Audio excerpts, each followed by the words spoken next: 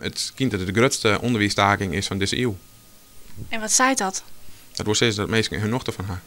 Zo'n 50 van de moeien waar 74 leraren van de Borgmaster Harmsmaskwalle staken.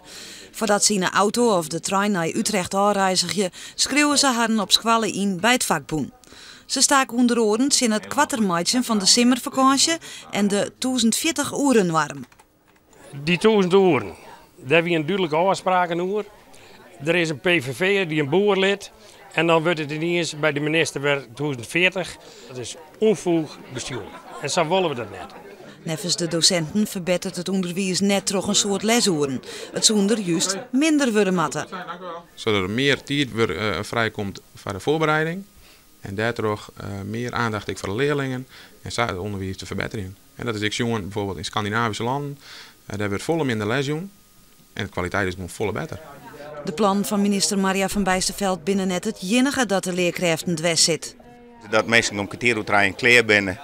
Die mij wil komen tussen kwartierutrein en jouwvershuizen, maar dan binnen de mensen gewoon aan het werk. En die binnen aan het begeleiden, aan het helpen en aan het voorbereiden, vergaderen. En die doen gewoon knoer het hun best. En dat is, ik denk dat dat net respectvol is om zo de beroepsgroep deel te zetten. Nou, je hebt een protte verhaal van je hebt een protte vakantie en je bent een kwartier thuis en zulke soort zaken.